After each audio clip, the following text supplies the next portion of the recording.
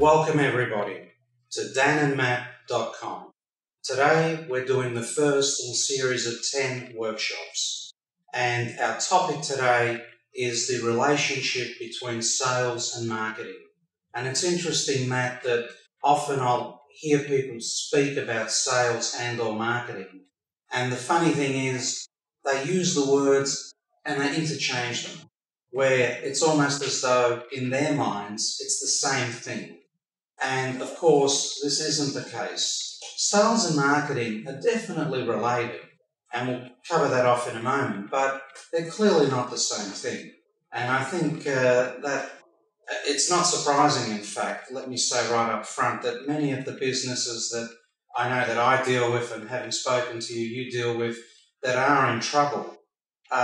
It's interesting that in those businesses, they really don't know the difference between the two. So perhaps one of the real objectives of this session is to point out the differences between the two and why both are so vitally important for the long-term success of any business. Well, it's interesting you say that, Daniel, because, there's a common statistic that says that, 80% of startups fail within the first 5 years. Now, these are plumbers, electricians, doctors, even lawyers that are struggling to run their businesses. And it's clearly not because of their practical skills. These people have spent, 3-5 years learning their practical skill, and probably at least that again in, creating the practical experiences, and probably tens of thousands of dollars on learning these skills, yet they're collapsing as soon as they go into business for themselves. And it has to be something outside that skill set that's causing it, and potentially it would be within that sales and marketing. It's the weakness there.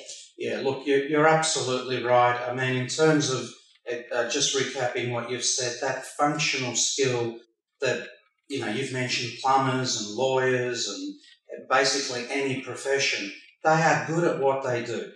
So there's a real gap between the functional skill at being good at what they do and the fact that their businesses fail. There's an obvious skill gap there. And what it is not so much the functional skill, but the sales and marketing skill, where quite often, and I'm sure you've seen it yourself in your consultancy, that you've got people who used to work for someone else, where the business was actually developed for them, and all they really had to do was deliver the service.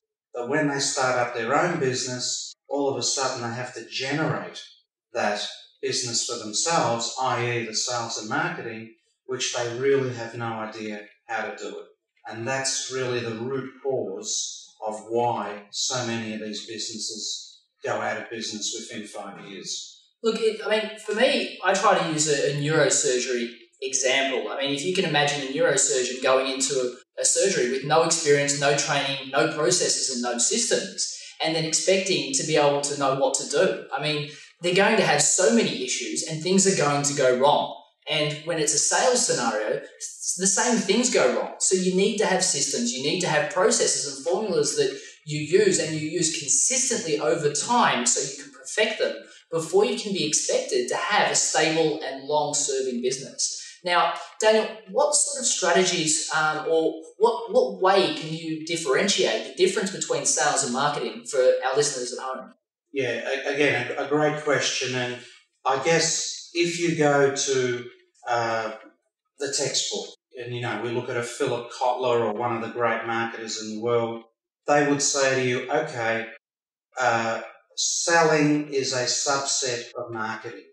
Specifically, and we know about the 4 Ps of marketing, and in fact, if we bring the graphic up now to talk about the 4 Ps of marketing, which is sometimes called the marketing mix, and we'll see it behind us now, the 4 Ps of marketing are product, which incorporates the good and or service; promotion, which is how we let people know about it; price, which is the cost of the product; and place, which is how we get the product to the target market, to the audience.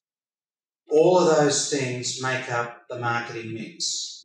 And if we did have one of the great luminaries here, like a Kotler or a Drucker, they would say that selling comes off the back of one of those P's, specifically promotion.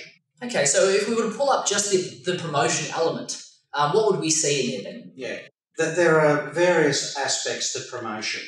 The ones that probably our audience are most familiar with, obviously advertising is at the top of that tree. Advertising is when we send a one directional message via either electronic or print media out to our target audience. So we could be talking about radio, television, cable TV. In terms of print media, we could be talking about newspapers, magazines, etc. And as I say, it is one directional. Advertising works when it sends out a simple message one directionally to the audience. The issue with advertising, of course, is that it doesn't engage the audience the way other forms of promotion do. The second major type is sales promotion. Now, sales promotion is anything that stimulates demand. For example, if you're selling a kilo of laundry detergent and all of a sudden you make the box a little bit bigger and it's 1.2 kilos of laundry detergent, then that's an example of a sales promotion. So you'd also see things potentially like when we go shopping and we see discount vouchers on the back of our receipts, or we always can open up a mailbox and get some discount vouchers, or some go to this store now and buy one, get one free. Does that all fit underneath that category of sales promotion? Absolutely. And the common thread that runs through all sales promotion is that it's there to stimulate instant spikes in demand. So it's something that you do occasionally, but you can't do it constantly, or what you end up doing is cheapening the brand. So it's something that works in pulses, and typically it's used when the demand for a product would typically decline. So for example, if you're selling electric blankets, you know that you're not going to sell as many in summer as you will in winter. So typically retailers might say, okay, buy an electric blanket now and get 30% off. And a lot of savvy buyers will say, sure, I'll buy it now and in a few months I'm going to need it anyway. So it's a win-win. Okay, so that's very similar to, I guess, the Australian Boxing Day sales, or the Americans, I think they have one after a public holiday as well, don't they? Yeah, the Labor Day. The Labor Day holiday, yeah. Okay. That makes sense. So that's a great example. And the third type of promotion is publicity or public relations. Now, public relations, Matt, is intriguing because unlike the other forms of promotion, we can't actually control it. If someone reviews your restaurant, good, bad, or indifferent, you have the review and you've got to live with it. So we don't have control over it, but it's free. So on the one hand, it's good because it's cost effective in the sense that it really doesn't cost you much. On the other hand, you don't have the control over it. However, the great thing about publicity is that it has a much higher level of acceptability within the community, because if someone is reviewing you who's independent, then they have a greater degree of autonomy and independence, and people are much more likely to believe an independent review than they are to believe an ad that you put in the local paper. Okay, so what you're saying then is it's very, very important what your reviews are on things like Yelp and Google websites, because that's real people trying out real services and real products and saying, I loved it, I hated it, this I'll never try again, don't go and order it, or you have to have this product, or you have to love this coffee, go and eat it or drink it now. Yeah, and I mean, that's absolutely true, and that's a fantastic segue, let me add, to social media, which of course is the fourth major arm of promotion. And social media, again, is fascinating because had we have had this discussion 10 years ago, no one would have known what we were talking about, despite the fact that YouTube and a couple of the others have been around for about 10 years. And social media is unique in that it is really one of the key modalities that engage people. And it's about two-way communication where, unlike advertising, where we're just sending a one-way message, with social media, we engage with two-way communication, which empowers the target audience to talk to us, to let us know what they like, what they don't like, and it's absolutely no surprise at all that it's taken off in such a major way. Well, Daniel, let's say I'm a successful business person or a struggling business person, and I'm an electrician in a local area. I mean, is social media something I really have to worry about, or is it something that, that's for the big businesses? Look, unequivocally, and I try not to make too many unequivocal statements, but unequivocally, yes. The time to wait and see with social media is genuinely past. I think the fact that younger people discovered it early is quite ironic, because a lot of business people didn't take it seriously initially because they literally saw their teenage children using it and they thought it was a bit of a gimmick.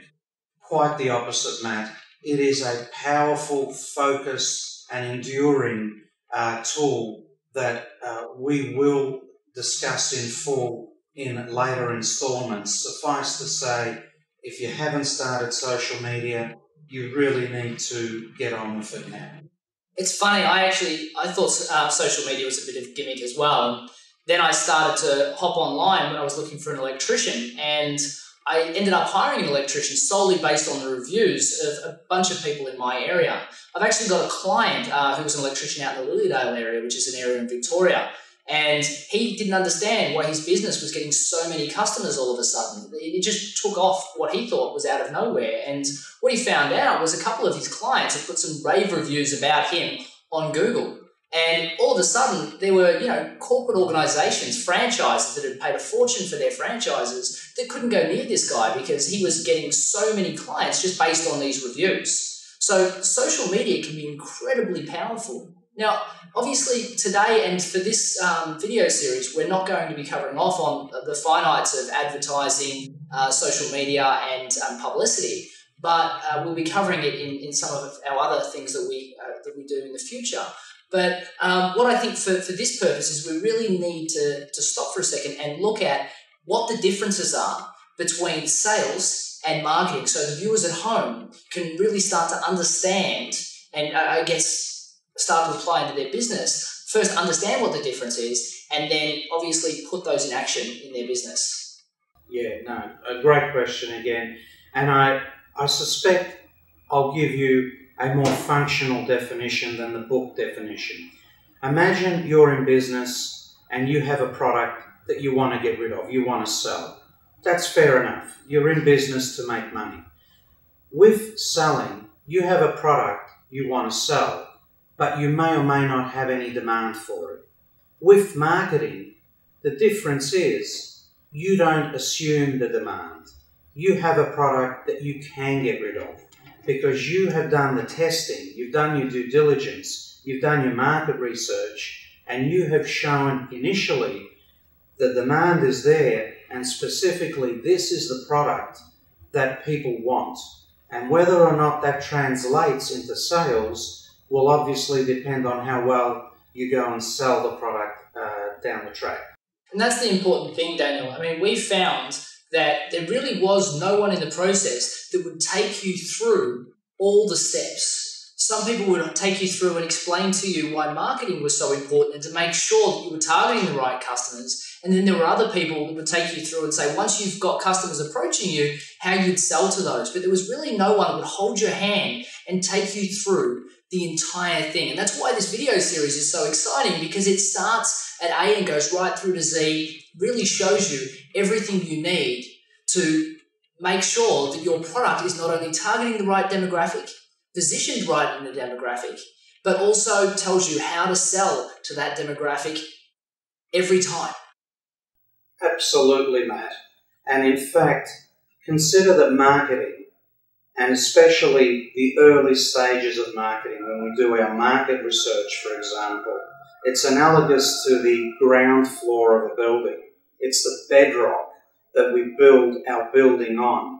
And in fact, if hypothetically that bedrock, that ground level isn't rock solid, heaven help you, because you can see where the analogy is going. It's literally going to crumble.